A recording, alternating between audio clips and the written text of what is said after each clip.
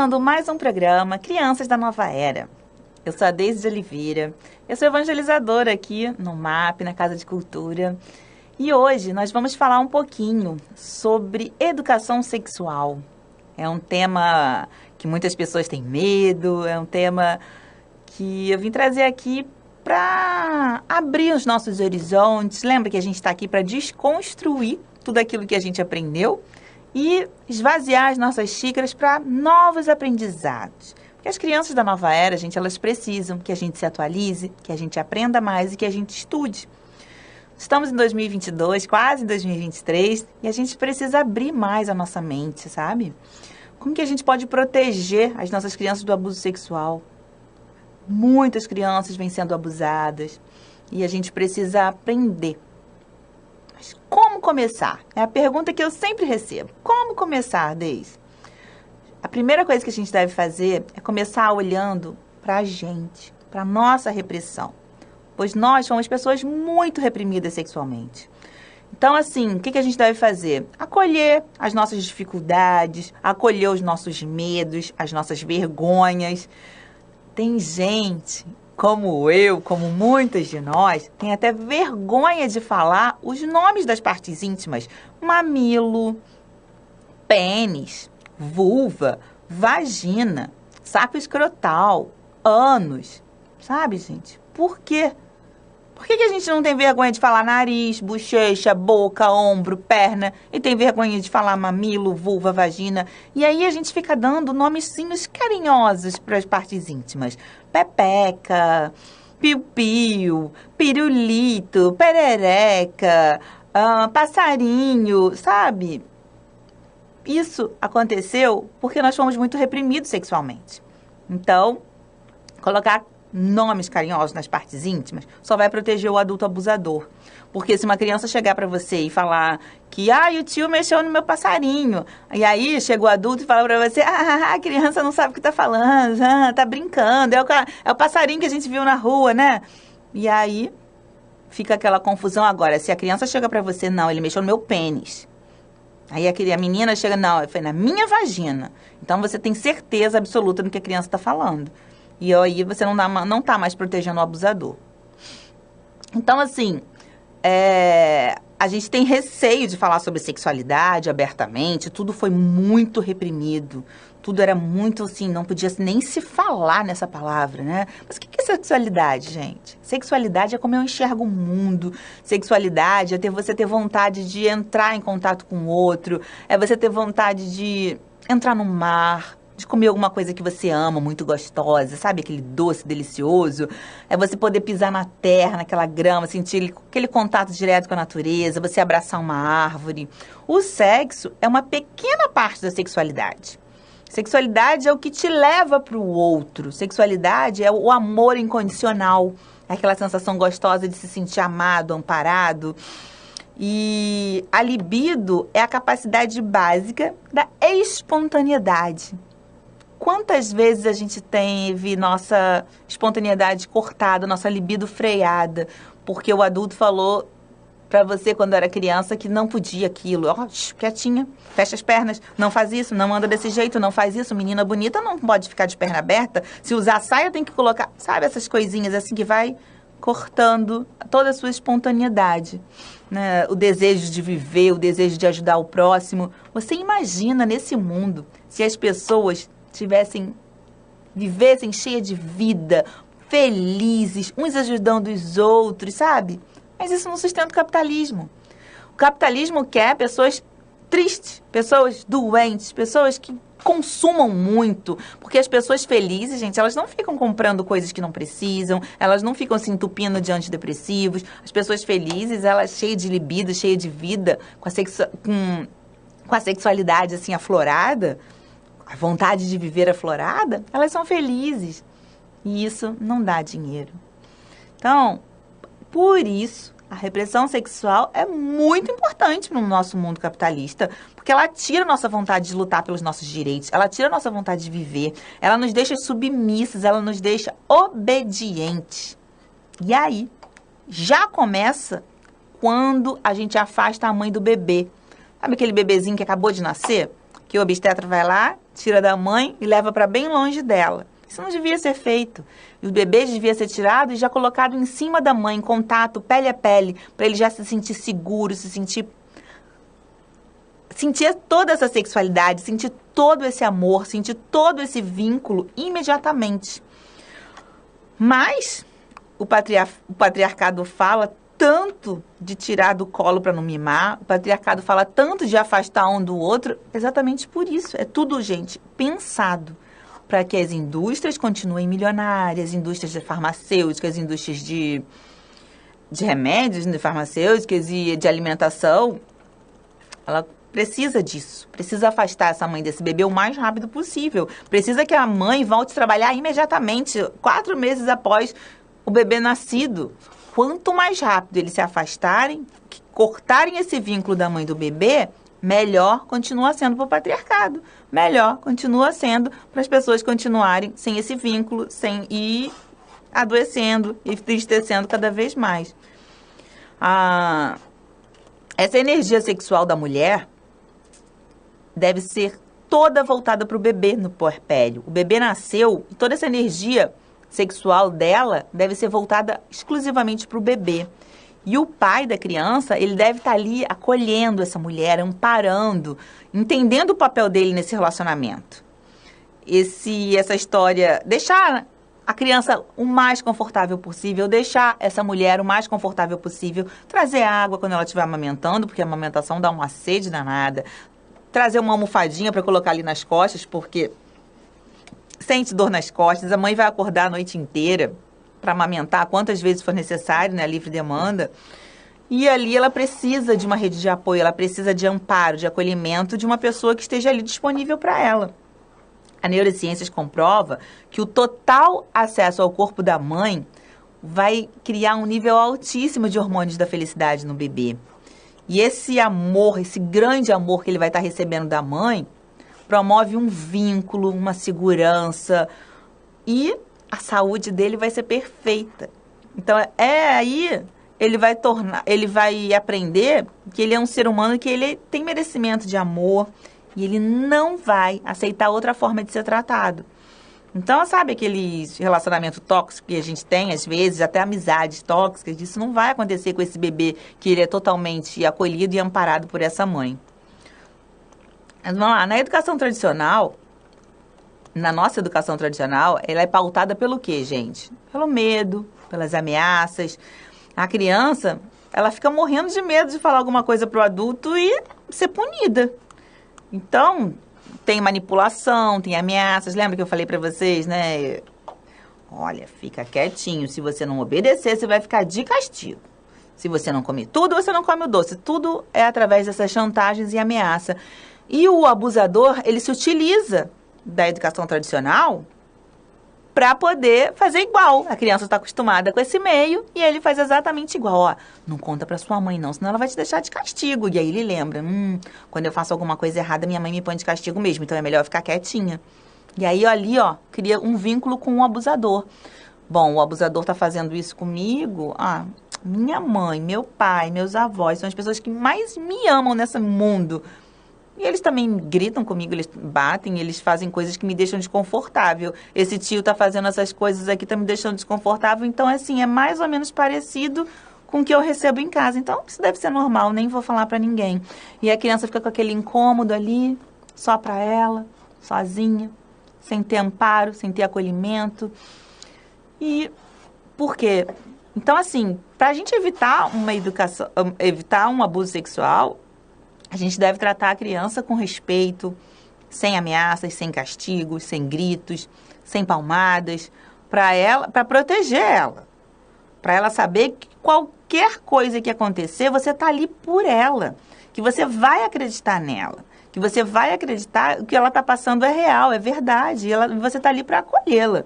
Devemos quebrar esses medos que as crianças têm da gente, sabe? E senão ela vai ficar com medo de ser colocada de castigo. Ela vai ficar com medo de acontecer alguma coisa com ela e ela prefere ficar sozinha. Para prevenir esse abuso sexual, gente, a gente deve estar ali, ó, alinhadinho com uma educação positiva, desde bem pequenininhos, desde aquele bebezinho que a gente vai tirar a fraldinha dele, vai falar assim, com licença, meu amor, eu vou trocar sua fralda. Eu vou aqui, ó, limpar suas partes íntimas, vai ensinar a criança respeito, dignidade, vai ensinar a criança limites e consentimento. Não vai ser através da repressão e do silenciamento do medo que a gente vai conseguir essas coisas, sabe? Mais uma vez, gente, não é vergonhoso a gente nomear, falar os nomes das partes íntimas, ensinar para a criança o nome correto. Essa vergonha toda que a gente sente é fruto da repressão sexual que a gente sofreu. Quando a criança está lá com o pintinho duro e aí você fala, olha, é o seu pênis que está ereto. Quando a criança tiver a menininha lá mexendo lá na vagina e sentindo prazer, tira a mão daí, não pode mexer aí. A gente não precisa fazer essa repressão sexual, é só explicar. Isso é uma parte do seu corpo. Por que quando a criança descobre a mãozinha, descobre o pezinho, aí a gente fica, ai, que lindo, tá mexendo na mãozinha, tá mexendo no pezinho. E aí quando a criança descobre o órgão sexual dela, e a gente fica, não, aí não pode não, tira a mão daí, não, isso é feio. Por que a gente faz isso? A gente teve essa repressão sexual e a gente vai reprimir nossas crianças também? Eu acho que não tem necessidade, né? A gente já pode explicar para ela que ali é gostoso mesmo, é seu. E você pode mexer, sim, perto da mamãe, dentro de casa, em segurança. É uma parte íntima, então não pode mexer na rua, não pode mexer na escola, não pode mexer fora de casa. Mas aqui dentro de casa é seguro, não tem problema. Se você estiver no banho e quiser mexer, é seu, é parte do seu corpo. A criança ela não tem conotação sexual nenhuma quando mexe no corpo dela. É como se ela estivesse mexendo no rosto, no pescoço. É só parte do corpo dela que ela está descobrindo. Então, cabe a nós respirar fundo. Pra gente é difícil. A gente não teve educação sexual, a gente não teve permissão de descobrir o nosso corpo. Foi tudo escondido. E para nossa criança não precisa mais ser escondido. Ela pode confiar na gente, porque se ela sofrer qualquer tipo de abuso, ela sabe exatamente o que fazer. Ela vai saber exatamente que aquilo não é legal. Se está sendo constrangimento, que está sendo... É bom a gente ensinar. Tem um livro chamado Pipo e Fifo, gente. Ele é excepcional. Ali ensina o toque do sim, o toque do não. Você vai fazer um carinho, assim, um adulto tem mania de chegar e fazer carinho na cabeça da criança sem permissão dela, sem um consentimento. Tem mania de, vem dar beijo no vovô. Eu tô indo embora, vem aqui dar beijo agora. Aí a criança fala, eu não quero dar beijo agora. Vem dar beijo no seu avô, que isso é falta de educação. Você como pai, você como mãe, proteja os seus filhos, ensine consentimento. E aí, se o vovô falar assim, se não der beijo no vovô, o vovô vai ficar triste. E aí você vai lá e impõe, proteja a sua criança e fala assim, olha, tudo bem o vovô ficar triste. O vovô já é adulto, ele consegue lidar com a tristeza dele, meu amor. Se você não quer dar beijo no vovô, não tem problema. Tá, ó, manda um beijinho pra ele, dá tchauzinho pra ele aqui de longe e tá tudo bem. Você quer que eu vá lá dar um beijo pra você? Você quer um beijo, vovô? Olha, aqui, ó, a mamãe dá um beijo por ele porque agora ele não tá com vontade. E a gente aqui, a gente respeita as vontades. A criança tem que querer sim. Se ela não quer agora, isso não é falta de educação, isso é vontade dela. Tudo bem? E a gente tem essa coisa, né, do patriarcado, do tem que criança não tem que querer, e aí os abusadores adoram, gente. Gente, os abusos sexuais acontecem dentro da nossa casa. Não são pessoas estranhas que as crianças não conhecem, não. 90% são feitos pelos pais, pelos padrastos, pelos avós.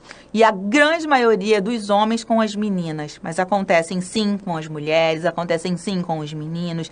Então, assim, a gente deve estar atento. Atento porque eles saberem que na parte íntima deles, a única pessoa que pode mexer são eles mesmos. E se um outro adulto for mexer, vai ser para higienização rápida. Se começar a mexer tempo demais, a criança tem que saber que não está legal isso. Que isso não é o adequado. Por isso que a gente deve ensinar. Ensinar quem é que pode mexer, quem é que não pode mexer. Um tio está vindo aqui que você não vê o ano inteiro. Ele pode mexer na sua parte íntima, para que ele está mexendo? Não, não pode. A sua parte íntima, ela tá coberta, tá ali com uma calcinha, tá com uma cueca, ninguém pode mexer. Aquilo ali é seu, é para você mexer.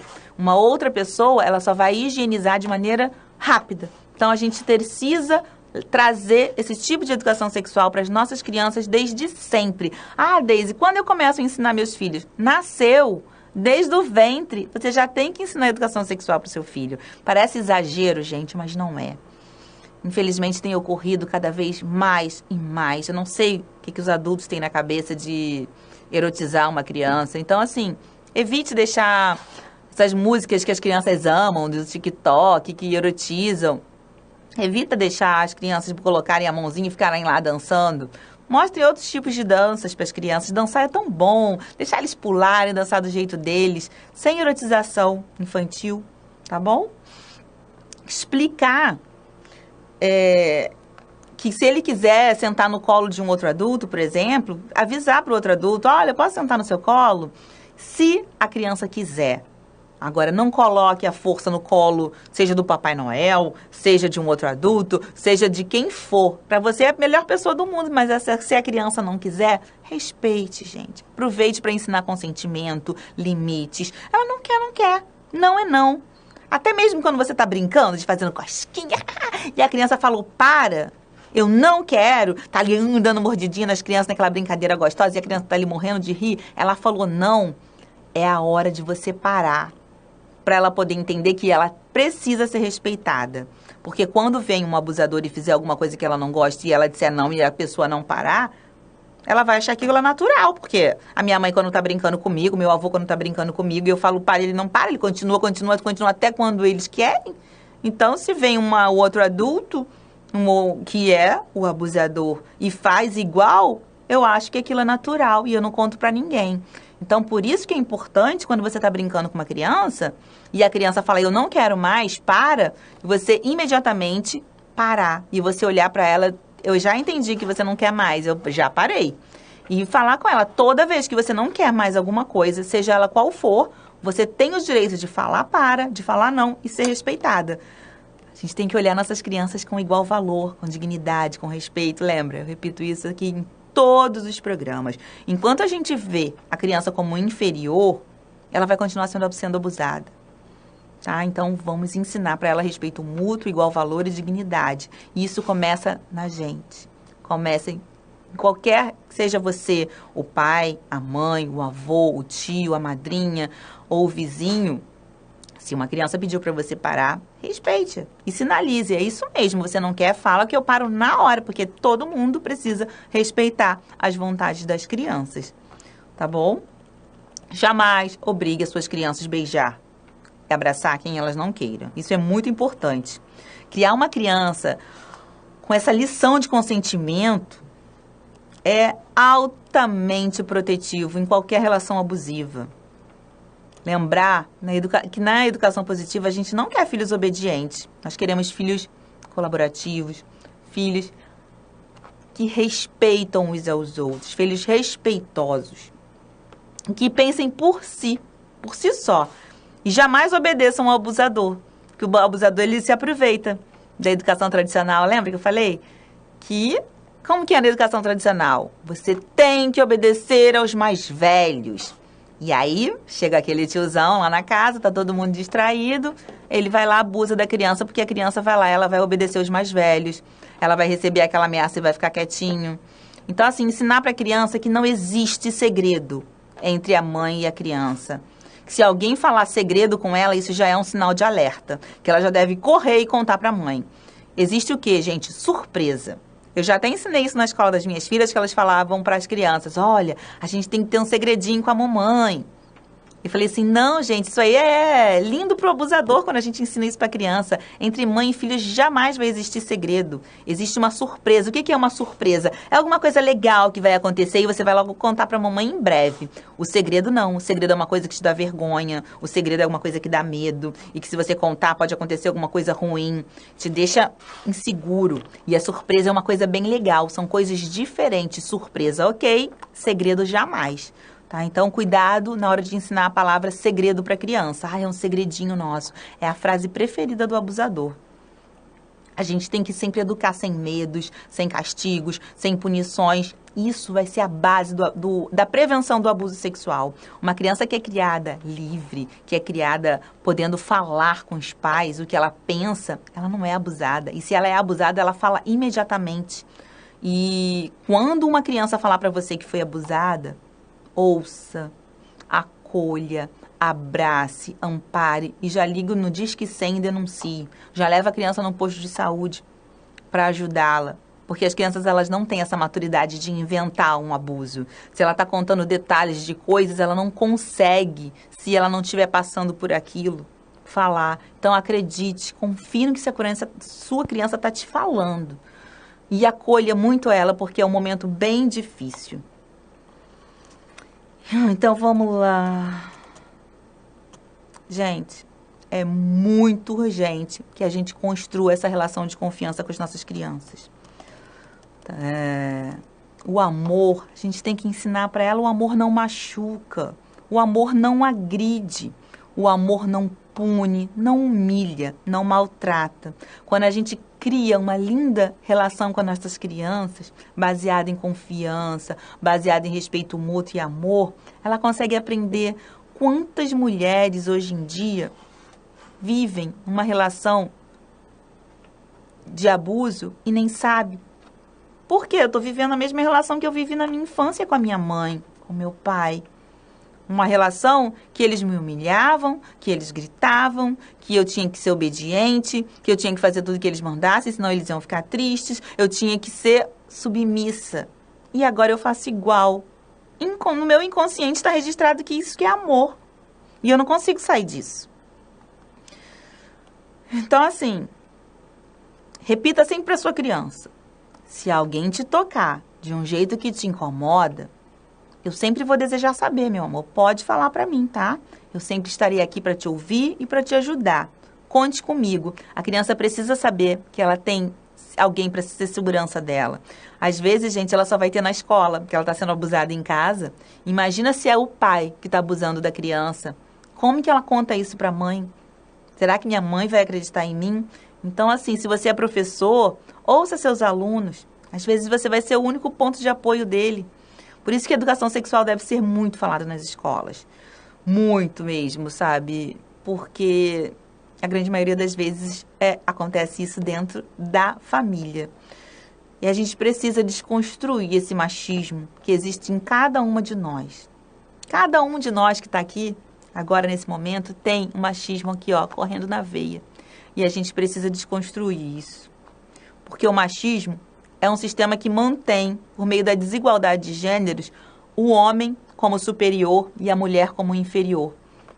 E a mulher sempre submissa a esse homem. E isso aumenta o caso de abusos. Isso sustenta o abuso sexual infantil.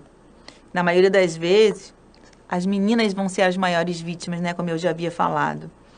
E aí a gente precisa entender que a educação tradicional, gente, é sempre favorável ao adulto.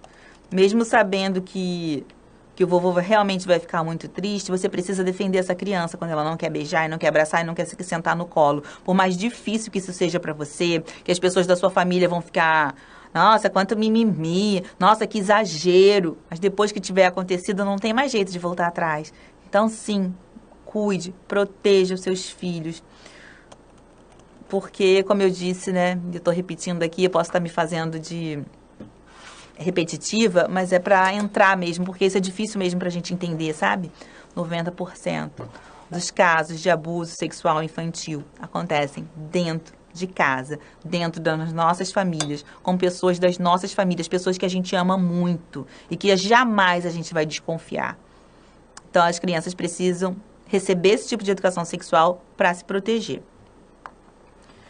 Bom, eu acho que é isso que eu tinha para trazer hoje. Agradeço demais vocês estarem aqui aprendendo comigo, que eu aprendo junto com vocês sobre um assunto meio que para muita gente é bem delicado, né? E que não pode ser falado, não pode ser nomeado, mas espero que eu tenha trazido mais luz, mais informações aqui pra gente. Entender sempre que a criança não tem conotação sexual quando está mexendo nos órgãos, quando está se masturbando. Ela só está ali descobrindo a partes do corpo dela. E que a gente possa tentar naturalizar isso um pouquinho, por mais difícil que seja pra gente, por tanta repressão que a gente sofreu. E a gente possa ter um olhar diferenciado, gente, para as crianças da nova era. Agradeço. Compartilhe esses vídeos. A criança da nova era, compartilhe esse vídeo para que mais pessoas possam receber esses ensinamentos. Obrigada. Paz e bem. Paz e luz. Paz. Muita paz. Tchau, gente. Até a próxima. Tuas páginas e sequei minhas lágrimas, percebi que a dor da semente é o parto da vida.